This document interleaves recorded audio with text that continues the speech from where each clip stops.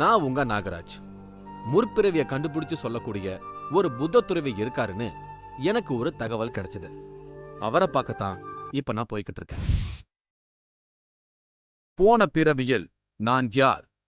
நான் முற்பிறவி மனிதனா பிறக்கிறேன். நான் வேற ஒரு உலகத்துல இருந்தேன்.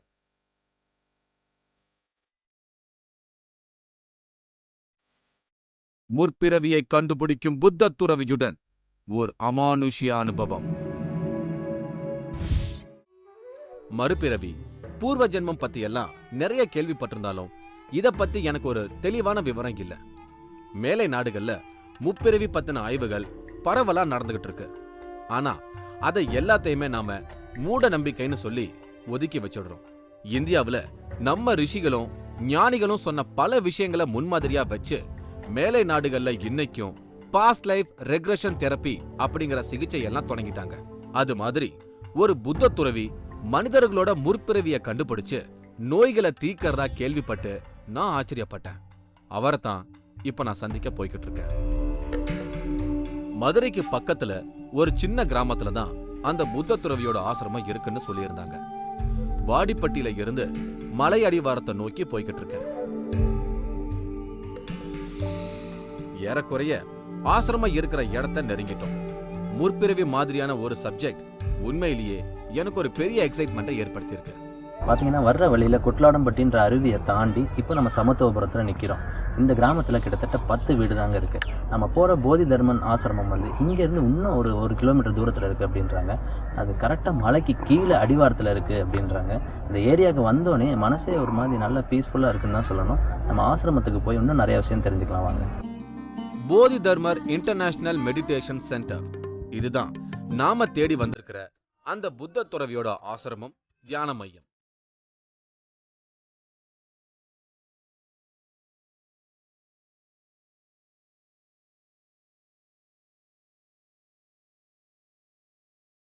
அதுக்கான சூழல்ல தான் இந்த ஆசிரமம் அமைஞ்சிருக்கு.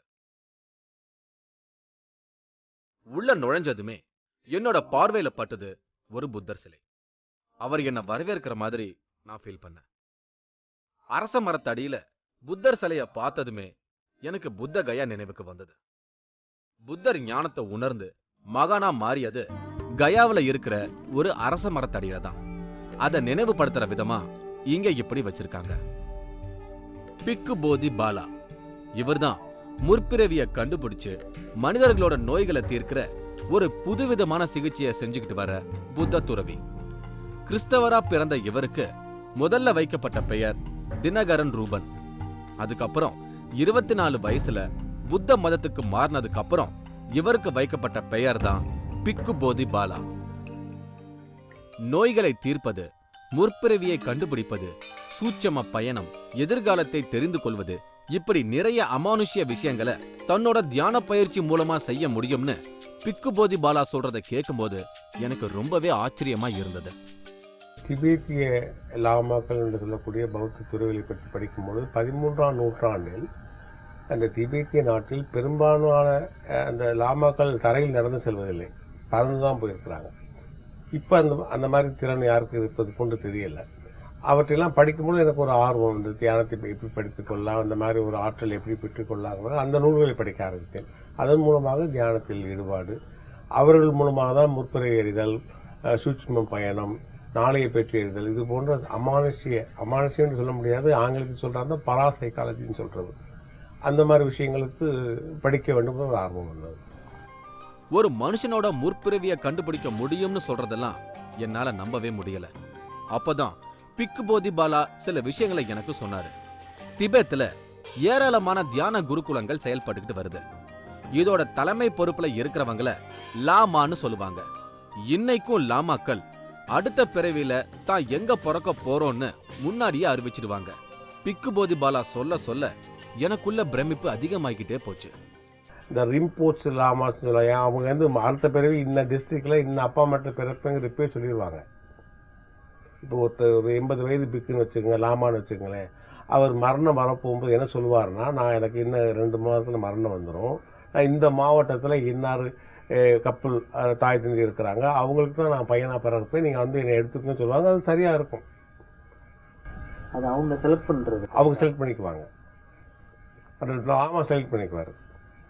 அப்போ அந்த பையன் தானே எப்படி நிரூபிக்கிறதுனா, இந்த இவர் பயன்படுத்தின எல்லா பொருளுமே கொண்டு வந்து வைப்பாங்க, சரியாக அவர் எடுக்கணும். இதுதான் நாம் பயன்படுத்திய புத்தகம், இதுதான் நான் பயன்படுத்திய மணி, இதுதான் நான் பயன்படுத்திய ஜெபமாலைங்கிற சரியாக பண்ணால் தான் எடுப்பாங்க, இல்லாட்டி கொஞ்சம் எடுக்க மாட்டாங்க சந்தேகத்தில். இவரு ரெக்கின்னு சொல்லப்படுற ஹீலிங் மூலமா நோய்களை குணமாக்குற சிகிச்சையும் தியானத்தின் மூலமா முற்பிறவிகளை கண்டுபிடிக்கிறதையும் செஞ்சுக்கிட்டு இருக்காரு. ஒரு மனிதன் நோயால பாதிக்கப்படுவதற்கு காரணமே பிராண சக்தி குறைவுதான். நோய் என்றாலே அவருக்கு போதுமான பிராணசக்தி இல்லைங்கிறதான் பொருள். அவருக்கு பற்றாக்குறையாக இருக்குது. அவர் நோய் என்பது நோய் மட்டும் இல்லை, புத்தி கூர்மை கூட சில நேரங்கள்லாம் அந்த பிராணசக்தி குறைவாக இருந்தால் புத்தி கூர்மை இருக்காது. அந்த பிராணசக்தி நிறையா இருப்பவரிடம் நல்ல ஆரோக்கியம் இருக்கும், நல்ல மூளைத்திறனும் இருக்கும். அப்போ இந்த நான் ஏற்கனவே சொன்ன 7 சக்கரங்கள் வழியாக அந்த சக்தியை பாய்த்து விடலாம். நாம் இடது கையால் வாங்கி வலது கையால் அந்த சக்தியை இந்த நோயாளிக்கு பாய்ச்சும் பொழுது நோய் குணமாகிறது. முக்கியமா தன்னை தேடி வர நோயாளிகளை பார்க்கும்போதே அவங்களுக்கு என்ன பாதிப்புன்னு இவரால கண்டுபிடிச்சிட முடியுமா? ஒவ்வொரு மனிதனை சுத்தியும் ஒரு ஒளி உடல் இருக்கும், அத ஆறான்னு குறிப்பிடுவாங்க. அந்த ஆறாவினுடைய நிறத்தை வச்சே அவங்களுக்கு என்ன மாதிரியான நோய் இருக்கும்னு தெரிஞ்சுக்க முடியுமா? ஒருத்தரோட உடம்புல இருந்து கிட்னி எடுத்திருந்தா அது கூட அவரோட ஒளி உடல்ல தெளிவா தெரிஞ்சிடும்னு அவர் சொன்னதை கேட்டு எனக்கு ஆச்சரியமா இருந்தது. ஒருத்தரிடம் அந்த ஆறா சரியில்லைன்னா, உதாரணமாக தலைக்கு நேரம் கொஞ்சம் அதிகப்படியான ஒரு பிராண உடல் இருக்கும்போது நிச்சயம் தலைக்கு இல்லை, அவருக்கு முன்னாட்ட கேன்சர் இருக்கலாம் அல்லது டியூமர் ஏதாவது இருக்கலாம். உதாரணமாக ஒருத்தருடைய கிட்னி எடுத்திருக்காங்கன்னு வச்சுங்க, அப்போ அந்த பகுதியில் ஒரு காலி இடம் இருக்கும். இப்போ அதிகமாக பார்த்தீங்கன்னா பெண்களுக்கு உட்ரஸ் எடுத்துடுறாங்க. அவங்க நிற்க வச்சு பார்த்தோன்னா சொல்லிடலாம் அவங்ககிட்ட உட்ரஸ் எடுத்தாச்சுங்கிறத சொல்லிடலாம். ஏன்னா அவங்களுடைய பிராண உடலில் ஒரு காலி இடம் வரும். அது கண்ணால் அப்படின்னா தான் திறமையான ஒரு நோயாளி ஹீலராக இருக்க முடியும். பிராண உடலை பார்க்காம இப்போ நிறைய பேர் அப்படி செய்கிற மாதிரி தெரியுது. பிராண உடலை பார்த்து என்னென்னு கண்டுபிடிக்காத வரைக்கும் நீங்கள் சிகிச்சை முழுமையாக பலனளிக்காது. அதே மாதிரி ஒவ்வொருத்தருக்கும் அவங்களோட உடல்ல இருக்கிற பிராண சக்தியோட அளவு தலையிலிருந்து குறிப்பிட்ட அளவு வெளிப்படும். அதை பார்த்தே அவங்களோட ஆரோக்கியத்தை கண்டுபிடிச்சிட முடியுமா? உடனே அப்படின்னா என்னோட உடலை பார்த்து சொல்லுங்கன்னு கேட்டேன். இப்போதைக்கு பிராணசக்தி ஆரோக்கியமா தான் இருக்கு, ஆனா அது இடத்துக்கு இடம் மாறும். அது மட்டும் இல்லாம என்னோட ஒளி உடல்ல ஒரு பிரச்சனை தெரியுதுன்னு சொல்லி பிக்கு போதி பாலா என்ன லேசா பயமுறுத்தினாரு. ஒவ்வொருத்தருக்கும் ஒரு சிலருக்கு தங்க நிறத்தில் தெரியும், தங்க நிறத்தில் தெரிஞ்சது நல்ல பிராண உடல்னு இருக்கும். ஒரு சிலருக்கு நீல நிறத்தில் இருக்கும், ஒரு சிலருக்கு சிவப்பாக இருக்கும், பச்சையாக இருக்கும். அது நோயை பொறுத்து இருக்கு, அவங்களுடைய மனநிலையும் பொறுத்து இருக்கு. ரெண்டாவது, ஒரு நாள் பார்க்கக்கூடியது அப்படி இருக்கும்னு சொல்ல முடியாது, அடுத்த நாள் பார்த்தீங்கன்னா வித்தியாசமாக இருக்கும். அது அவங்களுடைய ஆனால் தொடர்ந்து தங்க நிறத்திலே வைத்திருந்தால் அது நல்ல நிலை. இப்போ எனக்கு பார்க்கும்போது எப்படி இருக்கு? அதான் சொல்கிறேன், உங்களுக்கு இருக்குது, ஆனால் 2 அடிக்கு மேலே இல்லை. என்ன கலரில் இருக்குது? கலர் தங்க நிறத்தில் தான் இருக்குது. அது இப்போ பார்க்கும் பொழுது இது நாளைக்கு இருக்குன்னு கேரண்டி சொல்ல முடியாது. ஏன்னா இப்போ நம்ம போதி மரத்துக்கு கீழே உட்காந்துருக்குறோம், புத்தர் சொல்லி உட்காந்து இதனுடைய எஃபெக்ட் நமக்கு மாறும். ஏன்னா நீங்கள் தியானம் புத்தரை இதெல்லாம் திருப்பி பார்க்கும்பொழுது உங்கள் மைண்டு நல்லா ஆகும். அப்படி இருக்கும்பொழுது கொஞ்சம் பூஸ்ட் ஆகும். நாளைக்கு வெளியே போய் ஒரு கூட்டத்துக்கு போகும்போது மாறுவதற்கு வாய்ப்பு. நோய்களுக்கும் முற்பிறவிக்கும் எப்படி தொடர்பு இருக்க முடியுங்கிறதுக்கு இவர் சொல்ற விளக்கம் வேற மாதிரி இருக்கு. சில நோய்களுக்கும் முற்பிறவிக்கும் நிச்சயமா தொடர்பு இருக்குன்னு இவர் உறுதியா சொல்றாரு. அதுக்கு சிலரோட முற்பிறவி அனுபவங்களை எனக்கு விவரிச்சாரு. ஃபாஸ்ட் லைஃப் தெரப்பின்னு சொல்லிட்டு அமெரிக்காவில் மேற்கத்திய நாடுகளில் இருக்குது.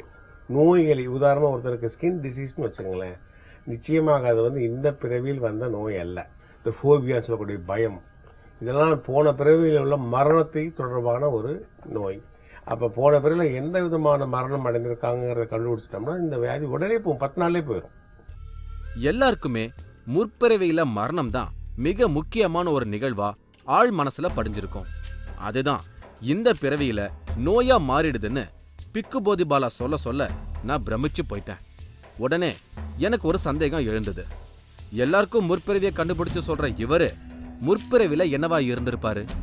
அதையும் இவர்கிட்டயே கேட்டேன். முற்பிறவியில பிக்கு போதி பாலா 1000 வருடங்கள் ஒளி உலகத்திலையும் அதுக்கு முந்தைய பிறவியில ஒரிசாவில ஒரு போர் வீரனாவும் இருந்திருக்காரு. இப்போ திரும்பவும் ஒளி உலகத்துல இருந்து மனிதனா பிறந்திருக்காரு. பேசிக் சக்கரான்னு ஒன்று இருக்குது. அதான் நான் சொன்னது, அந்த எருவாய்க்கும் கருவாய்க்கும் இடையில் உள்ள பகுதிக்கு பேர் பேசிக் சக்கரா. நம்முடைய முற்பிறவியுடைய நினைவெல்லாம் அந்த சக்கராவில் தான் இருக்குது. அது ஒரு நம்ம கம்ப்யூட்டர் மாதிரி தான் வச்சுங்களேன். அது ஒரு பெரிய பிரமா. அந்த சக்கராவை போய் திறக்கும் பொழுது இந்த பிறவிக்கு முந்தின பிறவியுடைய டெத்து தான் முதல்ல வரும். இப்போ நான் இதுக்கு போதிப்பான்னு வச்சுங்களேன். நான் வந்து 1954 55 பிறந்தேன். அங்கே போய் இந்த ஏசி சக்கரா திறக்கும் பொழுது எது முதல்ல ஞாபகம் வரும்னா இதுக்கு முந்தின பிறவியுடைய டெத்து தான் ஞாபகம் வரும். அங்கே தான் ரகசியம் இருக்குது. அதில் தான் அதை கண்டுபிடிச்சா தான் நோய்களை போக்க முடியும்.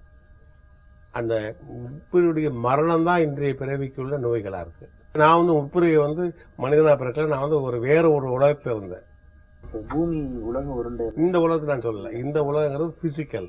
நான் சொல்ல சூட்சமாக இருக்கக்கூடிய உலகங்கள். எனக்கு புரியல சாமி, கொஞ்சம் எனக்கு. இப்போ சொர்க்கம்னு சொல்கிறாங்க இல்லையா, சொர்க்கத்துக்கு வந்து எங்கே இருக்குன்னு எப்படி கண்டுபிடிக்கிறது? அது போன்ற ஒரு உலகம். அதில் என்ன வருதுங்க? அதில் வந்து எனக்கு இந்த உடல் இல்லாமல் ஒளி உடம்பாக இருந்தது. லைட் ஃபார்ம் தான் இருக்கும். அதுக்கு முன்னாடி ஒரு ஹியூமன் பீயிங் 11th செஞ்சுரியில் நான் ஒரிசாவில் ஒரு படைத்தலைவியாக இருந்திருக்கேன். அப்போ என்னுடைய பேர் தர்மசேனர். இறந்த உடனே எங்கே போயிருக்கிறேன், நான் வந்து ஒளி உலகத்துக்கு போயிருக்கிறேன். அப்போ 1000 ஆண்டு ஆயிருக்கு திரும்ப நான் மறுபடியும் இந்த உடல் வர்றதுக்கு. அதே மாதிரி ஒருத்தருக்கு 7 ஜென்மம் மட்டும்தான் இருக்கு அப்படிங்கிற மாதிரியான முற்பிறவி பத்தின பொதுவா நாம வச்சிருக்கிற சில நம்பிக்கைகளும் தவறுன்னு இவர் சொல்றாரு. 7 ஜென்மங்கிறது நம்ம ஒரு கவிதை நயத்துக்காக அப்படி எழுதி வச்சிருக்கு. திருக்குறளை வள்ளுவர் 7 ஜென்மம் சொல்றாரு. ஆனால் மேற்கத்திய அறிஞர்களுடைய ஆய்வுப்படி என்னுடைய இந்த முற்பிறவி பார்க்கும் என்கிற இந்த கருத்துக்கு எனக்கு ரொம்ப ஆழ்ந்து நான் நம்புபவர் டாக்டர் வெப் வெய்ஸ்னு ஒருத்தர் இருக்கிறார். இன்றைக்கி அவர் இருக்கிறாரு. அவர் வந்து நிறையா பேருடைய முற்பிறவி பார்த்துருக்கிறாரு. அவர் பார்த்தா அப்படி இல்லை, 7 பேரும் இல்லை, ஒவ்வொரு 1000 2000லாம் பார்க்கக்கூடிய வாய்ப்பு இருக்கிறது. புத்தரே வந்து தனக்கு நிறையா பிறவி இருந்ததாக சொல்கிறார். அதனால் பிறவி 7ங்கிறது ரொம்ப சிறிய லிமிட்டட். நான் என்னோட முன் ஜென்மத்தை பார்க்க ஒருவித பதட்டத்தோட காத்துட்டு இருந்தேன்.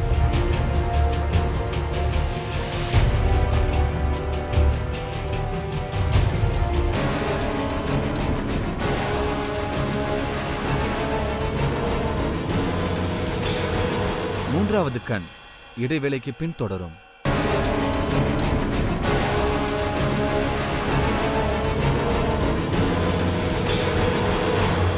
மூன்றாவது கண் தொடர்கிறது. நான் பிக்குபதி பாலாவோட பேசிக்கிட்டே அவரோட ஆசிரமத்தை சுத்தி பார்த்துட்டு இருந்தேன்.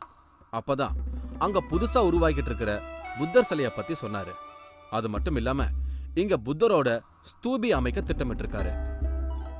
இப்போ இந்த புத்த கோயில் கட்டிட்டு இருக்காங்களே, கோயில் கிடையாது, அது பேர் ஸ்தூபி அப்படின்னு பேர். ஸ்தூபி என்ன புத்தருடைய அஸ்தியை வைக்கக்கூடிய ஒரு கட்டிடம். ஓ, ஆக்சுவலாக அதுக்கு முயற்சி பண்ணிக்கிட்டு இருக்கிறேன். இலங்கையிலிருந்து ஒரு சிறிய ஸ்தூபி அப்படி புத்தருடைய அஸ்தி கொண்டு வரலாங்க. அப்படி இது வந்து மணி வடிவில் இருக்கக்கூடிய பெல் டைப்னு சொல்லுவாங்க ஆங்கிலத்தில். சமஸ்கிருதத்தில் கண்டக்காரன்னு சொல்கிறது. இந்த ஆசிரமத்துக்குள்ள இன்னொரு அதிசயத்தையும் நான் கவனிச்சேன். கயாவில் இருந்து கொண்டு வரப்பட்ட அரச மரத்தையும் இங்க நட்டு வளர்த்துட்டு இருக்காங்க. புத்த கயாவில் இருக்கிற அரச மரத்துக்கு அருகாமையில நல்ல வைப்ரேஷன் கிடைக்குதுன்னு சொல்லுவாங்க. அதனால தான் இன்னைக்கும் நிறைய புத்த பிக்குகள் புத்த கயாவில் அந்த மரத்தடியில தியானம் செய்யறாங்க. அதே மாதிரி இந்த மரத்தோட கன்றை இங்க வளர்க்கறத பார்க்கும்போது எனக்கும் கயாவுக்கு வந்த ஒரு உணர்வு கிடைச்சது. புத்த கயால இருந்து கொண்டு வந்த இந்த கன்றுக்கு ரொம்ப பவர்ஃபுல் இருக்குமா சார்? ஆமாம், கட்டாயம் இருக்கும். பொதுவாக அரச மரத்திற்கு குறைந்தது 3 கிலோமீட்டர் தூரம் அதனுடைய பிராண உடலுடைய சக்தி இருக்குங்கிற நம்பிக்கை இருக்குது. அதனால் இது புத்தருக்கு ஞானம் கொடுத்துருந்தாங்கன்னா கட்டாயமாக இருக்குது. அதோட பவர்லாம் அப்போ நம்ம இங்கே உட்காந்து தியானம் பண்ணும்போது இன்னும் கொஞ்சம் இதை கொஞ்சம் பெருசான அப்புறம் இங்கேயுமே பிளாட்ஃபார்ம் மாதிரி போடலாம்னு இருக்கிறோம். அடுத்ததா பிக்குபதி பாலா கிட்ட என்னோட முன் ஜென்மத்தை கண்டுபிடிக்க முடியுமான்னு கேட்டேன். முடியும், ஆனா அதுக்கு முன்னாடி என்னோட மெமரியை டெஸ்ட் பண்ணணும்னு சொன்னாரு. சில விவரங்களை என்கிட்ட கேட்டாரு. என்னோட ஞாபக சக்தி எந்த அளவுக்கு இருக்கோ அதுக்கு தகுந்த மாதிரி முன் ஜென்மத்தை பத்தி முழுமையா தெரிஞ்சுக்க முடியுங்கிறது தான் இந்த பரிசோதனைக்கு அடிப்படை. உங்களுடைய மெமரி தான் ரொம்ப முக்கியம். முன்ஜென்மத்தை பார்ப்பதற்கு முதல் தகுதி இந்த இப்போ உங்கள் பேர் என்ன? நாகராஜுக்கு இப்போ வயசு எவ்வளோ ஆகுது? 25. உங்களுடைய இந்த பிரிவில் 2 வயது வரைக்கும் மெமரி இருக்கா? 2 வயது ஒரு சில விஷயங்கள் இல்லை. 2 வயது 1.5 வயது இருந்தால் ஒரே சிட்டிங்கில் ஃபர்ஸ்ட் சிட்டிங்லேயே சக்ஸஸ் ஆகிடும். 2 வயதில் என்ன ஞாபகம் சொல்லுங்கள். சரி, இப்படி உங்களுடைய அம்மாவுடைய முகம் எந்த வயதில் வந்துச்சு? இப்போ வந்து பார்த்தீங்கன்னா ஒரு தவக்கிற குழந்தை கூட ஒரு 5 பெண்கள் நின்றாங்கன்னா கரெக்டாக அம்மாட்ட தான் தவந்து போகுது. அப்போ அம்மாவுடைய முகம் நினைவு இருக்கு இல்லையா? அது மாதிரி உங்களுடைய அம்மாவுடைய முகம் எப்போ நினைவு வந்துச்சு? 5 வயசுல வந்து அவங்க புதிய பார்க்க முடியாது. அடுத்ததா நான் என்னோட முன் ஜென்மத்தை பார்க்க ஒருவித பதட்டத்தோட காத்துட்டு இருந்தேன். என்னோட 2 வயசுல இருந்து இன்னைக்கு வரைக்கும் நடந்த முக்கியமான சம்பவங்களை ஒரு பேப்பர்ல எழுத சொன்னாங்க. நானும் அதையெல்லாம் எழுத தொடங்கினேன். முதல்ல பிக்குபோதி பாலாவோட சீடர்கள் என்னோட முன்ஜென்மத்தை பார்ப்பாங்களாம். போன பிறவியில நான் என்னவா இருந்தேன் அப்படிங்கிறத அவங்க பார்த்துட்டு ஒரு பேப்பர்ல அந்த விவரங்களை எழுதி வச்சிடுவாங்க. அதுக்கப்புறம் எனக்கு தனியா முன்ஜென்ம பரிசோதனை நடக்கும். அந்த அனுபவங்களையும் நான் எழுதணும். 2யும் ஒப்பிட்டு பார்த்து நான் பார்த்த என்னோட முன்ஜென்ம அனுபவம் சரிதானான்னு நாம புரிஞ்சுக்க முடியும். ஒரு வித்தியாசமான எக்ஸ்பீரியன்ஸ் எனக்கு ஆரம்பிச்சது. எனக்கு சில இன்ஸ்ட்ரக்ஷன்ஸை கொடுத்து என்ன ஒரு கட்டில்ல படுக்க சொன்னாங்க.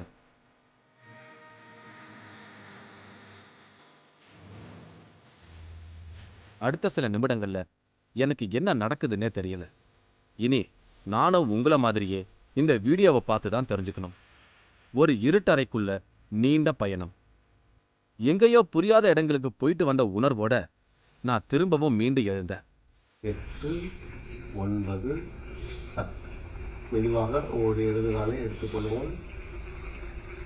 மெதுவாக மெதுவாக உட்கார்ந்து கொள்ளலாம். இப்போ வந்து உங்களுடைய அனுபவத்தை 1 2 ஒன்றாக சொல்லலாம். இப்போ வந்து நீங்கள் சொல்ல ஆரம்பிக்கலாம். நீங்கள் என்ன பார்த்தீங்க அப்படிங்கிறது மெதுவாக சொல்லலாம். யாரோ என்னை குத்துற மாதிரியே இருந்துச்சு. கத்தியால் அப்படியே குத்துற மாதிரி வந்து இருந்துச்சு. அப்படியே பயங்கரமாக அதுதான் குத்துனாங்க.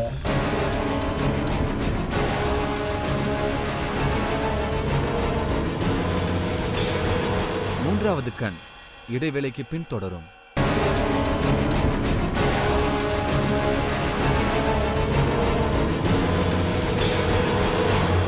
மூன்றாவது கண் தொடர்கிறது. பிக்குபோதி பாலா என்னோட அனுபவங்களை கேட்டாரு. எனக்குள்ள என்னவெல்லாம் நடந்ததுன்னு நான் அவர்கிட்ட சொன்னேன். சொல்லுங்க. எனக்கு அப்படியே உள்ளே போனோன்னு யாரோ என்னை குத்துற மாதிரியே இருந்துச்சு. கத்தியால் அப்படியே குத்துற மாதிரி வந்து இருந்துச்சு. அப்படியே பயங்கரமாக அதுதான் குத்துனாங்க. அதுலேருந்து வெளியே வர்றதுக்கு பார்க்கும்போது யாரோ பின்னாடி இருந்து குதிரையிலேருந்து அப்படியே வந்து என்னை அப்படியே தூக்கிட்டு போனாங்க. அப்புறம் நான் யாரையோ தேடுறேன். யாரை தேடுறேன்னு தெரியல. எதுக்கு தேடுறேன்னு பார்க்கும்போது திடீர்னு அது வேற ஒரு தெரிய ஆரம்பிச்சிருச்சு. அது சொல்லுங்கள், என்ன தெரியுது? இப்போ ஒரு கிராமம், அப்படியே ஏதோ ஒரு குடிலாம் போட்டு ஒரு கிராமம் மாதிரி ஏதோ ஒரு இது இருந்தது. நான் குதிரையில் அப்படியே இருக்கேன். எனக்கு பின்னாடி அப்படியே கிராம மக்கள் எல்லாருமே. நீங்கள் குதிரையில் இருக்கிறீங்களா? அந்த குத்துப்பட்ட தூக்கி போனது இருக்கா? அது இப்போ குதிரை இருக்கிற மாதிரி தான் வருது. அது அந்த வயது இளமையாக தெரியுது. அப்படின்னா இப்போ வந்து அது மாறிடுச்சு. என்னை யாரோ கத்தியால குத்துறதும், நான் குதிரையில இருக்கிறது மாதிரியும், என்னை சுத்தி கிராம மக்கள் திரண்டு இருக்கிறதும் நினைவுல வந்து போச்சு. நான் என்னோட முன்ஜென்ம அனுபவங்களை சொல்றதுக்கு முன்னாலேயே என்னோட முன்ஜென்மத்துக்கு வந்து போன பிக்குவோட சீடர்களும் அதே விஷயத்தை எழுதி வச்சிருந்தது எனக்கு மிகப்பெரிய ஆச்சரியமா இருந்தது. போன பிறவியில நான் ஒரு புரட்சிப்படை தலைவன்னு தெரிஞ்சதும் எனக்குள்ள ஒரு பெருமிதம். என்னோட முன்ஜென்மத்தை பார்க்கறதுக்காக நான் சுவாமிஜிட்ட வந்திருந்தபோது என்னை படுக்க சொல்லியிருந்தாரு. ஒவ்வொரு வருஷம் என்னோட நினைவுகள் எல்லாமே பின்னோக்கி செல்லுமாறு நான் எழுதியிருந்ததை அப்படியே நினைவுபடுத்தி பார்க்க சொல்லியிருந்தேன். அதே மாதிரி நான் நினைவுபடுத்தி பார்த்துட்டு பின்னாடி போயிட்டே இருந்தேன். அப்புறம் ஒரு 2 வயசு 1 வயசு வரும்போது ஃபுல்லாக ஒரு பிளாங்காக டார்க்கான ஒரு விஷுவல் மட்டும்தான் என் கண்ணுக்கு தெரியுது. அதுக்கப்புறம் என்னென்னா திடீர்னு என்னை யாரோ குத்தி கொல்றது மட்டும்தான் தெரிஞ்சுது. அதை மட்டும்தான் என்னால் உணர முடிஞ்சது, விஷுவலாகவும் பார்க்க முடிஞ்சது. அப்புறம் திடீர்னு ஏதோ ஒரு கிராமத்தில் குதிரையில் இருக்கிற மாதிரி என் பின்னாடி எல்லாம் கிராம மக்கள் இருக்கிற மாதிரி தெரிஞ்சுது. நான் எதுவுமே அவ்வளோ தெளிவாக தெரியல. பட் ஒரு குடிலில் இருக்கிற ஒரு சீன பிரதேசத்தில் இருக்கிற மாதிரியான விஷயம் மட்டும்தான் என் கண்ணுக்கு தெரிஞ்சுது.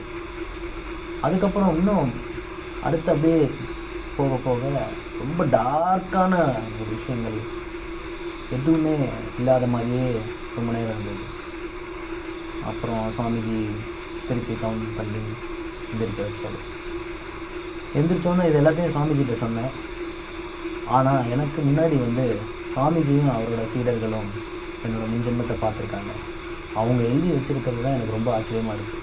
நான் என்ன பார்த்தேனோ அதே விஷயம் கிட்டத்தட்ட சீன போன்ற தேசத்தில் 70 வயதில் நான் இறந்ததாக எழுதியிருக்காங்க. 25 வயசில் நான் இராணுவ வீரராக சேர்ந்திருக்கேன். அந்த கிராமத்தில் நான் லீடர் மாதிரி இருக்கிற விஷயம் என்ன அப்படின்னு பார்த்தீங்கன்னா, ஒரு புரட்சி வீரனாக நான் உருவெடுத்திருக்கேன் ஒரு 70 வயசில். அப்போ இந்த இராணுவத்தில் இருக்கிறவங்களுக்கும் எனக்கும் உள்ள ஏற்பட்ட ஒரு போரில் தான் நான் என்னை குத்தி கொண்டிருக்காங்க. இது எனக்கு நம்பவே முடியல. நான் என்னை குத்தி கொண்ட விஷயம் அவர் மட்டும் இல்லாமல் மிச்சம் இருக்க 2 சீடர்களும் அதே தான் எழுதியிருக்காங்க. கத்தியால் குத்தப்பட்டு இறந்திருக்கிறார். இவரும் பார்த்திங்கன்னா அதே விஷயத்தை தான் எழுதியிருக்காரு. இதுதான் ரொம்ப ஆச்சரியமாக இருக்குது. எனக்கு எப்படி சொல்கிறதுனே தெரியல. உண்மையை சொல்லணுன்னா ஏதோ ஒரு இதுக்குள்ளே போயிட்டு வந்த மாதிரி தான் ஒரு ஃபீலாக இருக்குது. இன்னொரு விஷயம் என்ன அப்படின்னா, நான் இந்த ஜென்மத்தில் இப்போ டெய்லி நைட்டு என்ன சொல்கிறது, அப்படியே கத்தி என்ன அறியாமல் முழிச்சுக்கிடுவேன். எதனாலன்றது ரொம்ப நாளாக தெரியாமல் இருந்தது. இப்போ சுவாமிஜி இந்த முன்ஜென்மத்தை பார்க்கும்போது தான் தெரியுது, நான் கத்தியால் குத்தப்பட்டது ரொம்ப ஆழமாக எனக்குள்ளே பதிஞ்சு அது இந்த ஜென்மத்திலையும் ரெஃப்ளெக்ட் ஆகுது. அதோட விளைவு தான் நீங்கள் நைட்டெல்லாம் கத்திக்கிட்டு இருந்திருக்கீங்க அப்படின்னாரு. அது மட்டும் இல்லாமல் இனிமேல் இந்த விஷயம் தெரிஞ்சதுக்கப்புறம் நைட்டில் கத்துற விஷயங்கள் இது எல்லாமே உங்களை விட்டு போயிடும். இனிமேல் நிம்மதியான ஒரு இது தொடரும் அப்படின்னாரு. இப்போ எனக்கு எப்படி சொல்கிறது, ஏதோ ஒரு ரிலீஃப் ஆகி, அதுவும் போர் வீரனாக இருந்திருக்கேன்ற அந்த ஒரு உணர்வு எனக்குள்ளே ரொம்ப வீரமாக இருக்குது. என்னோட முன்ஜென்ம அனுபவங்கள் நிச்சயமா எனக்குள்ள பல மாற்றங்களை ஏற்படுத்தி இருக்கு. அடுத்ததா மிக முக்கியமானது ஒரு கேள்வி எனக்குள்ள பாக்கி இருந்தது. பிக்குபோதி பாலாவோட முற்பிறவிய தெரிஞ்சுக்கிட்டேன். ஆனா அடுத்த பிறவியில அவர் எங்க பிறப்பாரு? நமக்குத்தான் நாளைக்கு நடக்க போறத பத்தி சொல்ல மாட்டாரு. ஆனா அடுத்த பிறவியில என்னவா பிறக்க போறாருன்னு அவர்கிட்டயே கேட்டேன். பர்மாவில பிறக்க போறேன்னு அவர் சொன்னதை கேட்டு பிரமிப்பு அகலாம அங்கிருந்து புறப்பட்டேன். பலரோட நோய்களை தீர்க்க இந்த முன்ஜென்ம சிகிச்சை உதவுதுங்கிற தகவல் நமக்கு ஒரு நல்ல விஷயம்தான். அடுத்த எபிசோட்ல இதே மாதிரி ஒரு அமானுஷ்ய விஷயங்களோட நான் உங்களை சந்திக்கிறேன். பாய்.